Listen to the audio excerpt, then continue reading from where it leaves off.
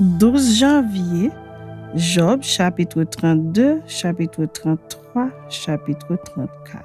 Ces trois hommes cessèrent de répondre à Job parce qu'ils se regardaient comme justes. Alors s'enflamma de colère Élihu, fils de Barakiel de Buz, de la famille de Ram. Sa colère s'enflamma contre Job parce qu'il se disait juste devant Dieu. Et sa colère s'enflamma contre ses trois amis parce qu'ils ne trouvaient rien à répondre et que néanmoins ils condamnaient Job. Comme ils étaient plus âgés que lui, Élihu avait attendu jusqu'à ce moment pour parler à Job. Mais voyant qu'il n'y avait plus de réponse dans la bouche de ces trois hommes, Élihu s'enflamma de colère. Et Élihu, fils de Barakiel de Buz, prit la parole et dit : « Je suis jeune et vous êtes des vieillards. C'est pourquoi j'ai craint, j'ai redouté de vous faire connaître mon sentiment. Je disais en moi-même : les jours parleront, le grand nombre des années enseignera la sagesse. Mais en réalité, dans l'homme, c'est l'esprit, le souffle du Tout-Puissant qui donne l'intelligence. Ce n'est pas l'âge qui procure la sagesse, ce n'est pas la vieillesse qui rend capable de juger. Voilà pourquoi je dis : écoute, moi aussi j'exposerai ma pensée. J'ai attendu la fin de vos discours, j'ai suivi vos raisonnements, votre examen des paroles de Job. Je vous ai donné toute mon attention et voici aucun de vous ne l'a convaincu, aucun n'a réfuté ses paroles. Ne dites pas cependant, en lui nous avons trouvé la sagesse. C'est Dieu qui peut le confondre, ce n'est pas un homme. Il ne s'est pas adressé directement à moi. Aussi, lui répondrai-je tout autrement que vous. Ils ont peur, ils ne répondent plus. Ils ont la parole coupée. J'ai attendu qu'ils eussent fini leur discours, qu'ils s'arrêtassent et ne sussent que répliquer. À mon tour, je veux répondre aussi, je veux dire aussi ce que je pense. Car je suis plein de paroles, l'esprit me presse au-dedans de moi. Mon intérieur est comme un vin qui n'a pas d'issue, comme des outres neuves qui vont éclater. Je parlerai pour respirer à l'aise, j'ouvrirai mes lèvres et je répondrai. Je n'aurai point égard à l'apparence et je ne flatterai personne, car je ne sais pas flatter, mon Créateur m'enlèverait bien vite. Chapitre 33. Maintenant donc, Job, écoute mes discours, prête l'oreille à toutes mes paroles. Voici, j'ouvre la bouche, ma langue se remue dans mon palais. C'est avec droiture de cœur que je vais parler, c'est la vérité pure qu'exprimeront mes lèvres. L'Esprit de Dieu m'a créé, le souffle du Tout-Puissant m'anime. Si tu le peux, réponds-moi, défends ta cause, tiens-toi prêt. Devant Dieu, je suis ton semblable, j'ai été comme toi formé de la boue. Ainsi mes terreurs ne te troubleront pas et mon poids ne saurait t'accabler. Mais tu as dit à mes oreilles et j'ai entendu le son de tes paroles. Je suis pur, je suis sans péché, je suis net, il n'y a point en moi d'iniquité. Et Dieu trouve contre moi des motifs de haine, il me traite comme son ennemi. Il met mes pieds dans les ceps, il surveille tous mes mouvements. Je te répondrai qu'en cela tu n'as pas raison, car Dieu est plus grand que l'homme. Veux-tu donc disputer avec lui parce qu'il ne rend aucun compte de ses actes? Dieu parle cependant, tantôt d'une manière, tantôt d'une autre, et l'on n'y prend point garde. Il parle par des songes, par des visions nocturnes, quand les hommes sont livrés à un profond sommeil, quand ils sont endormis sur leur couche. Alors il leur donne des avertissements et met le sceau à ses instructions afin de détourner l'homme du mal et de le préserver de l'orgueil, afin de garantir son âme de la fosse et sa vie des coups du glaive. Par la douleur aussi, l'homme est repris sur sa couche quand une lutte continue vient agiter ses os.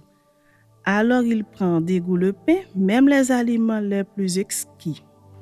Sa chair se consume et disparaît, ses os qu'on ne voyait pas sont mis à nu. Son âme s'approche de la fosse et sa vie des messagers de la mort. Mais s'il se trouve pour lui un ange intercesseur, un d'entre les 1000 qui annonce à l'homme la voie qu'il doit suivre, Dieu a compassion de lui et dit à l'ange : délivre-le afin qu'il ne descende pas dans la fosse. J'ai trouvé une rançon.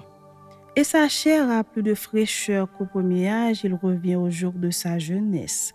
Il adresse à Dieu sa prière et Dieu lui est propice, lui laisse voir sa face avec joie et lui rend son innocence. Il chante devant les hommes et dit, « J'ai péché, j'ai violé la justice et je n'ai pas été puni comme je le méritais. Dieu a livré mon âme pour qu'elle n'entrât pas dans la fosse et ma vie s'épanouit à la lumière. » Voilà tout ce que Dieu fait 2 fois, 3 fois avec l'homme pour amener son âme de la fosse pour l'éclairer de la lumière des vivants. Sois attentif, Job, écoute-moi, tais-toi et je parlerai. Si tu as quelque chose à dire, réponds-moi, parle, car je voudrais te donner raison. Si tu n'as rien à dire, écoute-moi, tais-toi et je t'enseignerai la sagesse.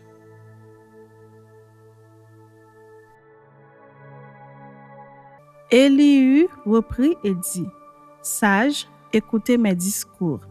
Vous qui êtes intelligents, prêtez-moi l'oreille.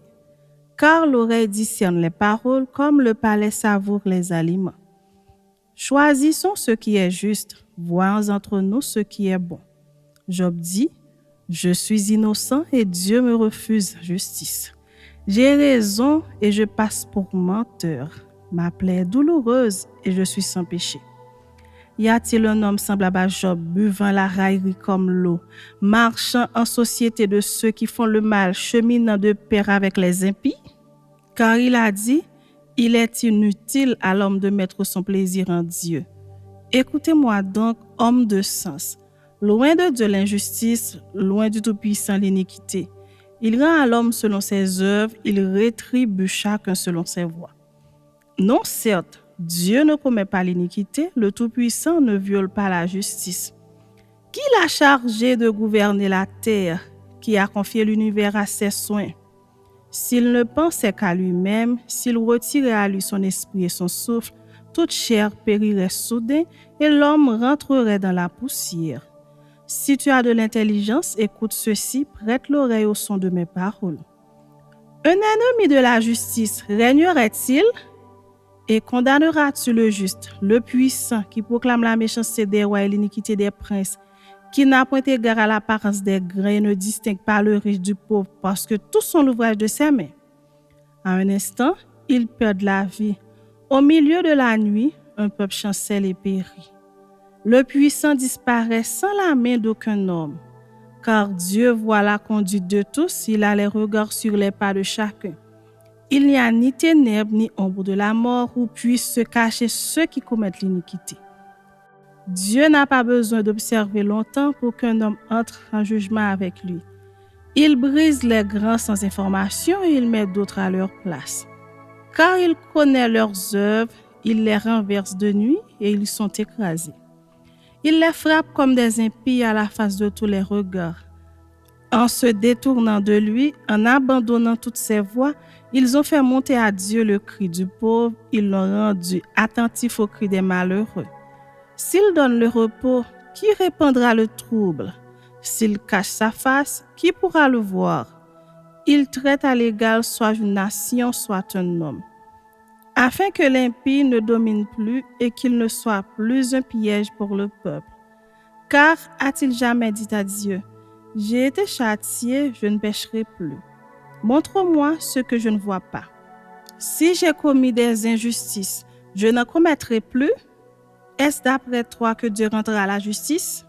C'est toi qui rejettes, qui choisis, mais non pas moi. Ce que tu sais, dis-le donc. Les hommes de sens seront de mon avis, le sage qui m'écoute pensera comme moi. » Job parle sans intelligence et ses discours manquent de raison. Qu'il continue donc à être éprouvé puisqu'il répond comme font les méchants. Car il ajoute à ses fautes de nouveaux péchés, il bat des mains au milieu de nous, il multiplie ses paroles contre Dieu.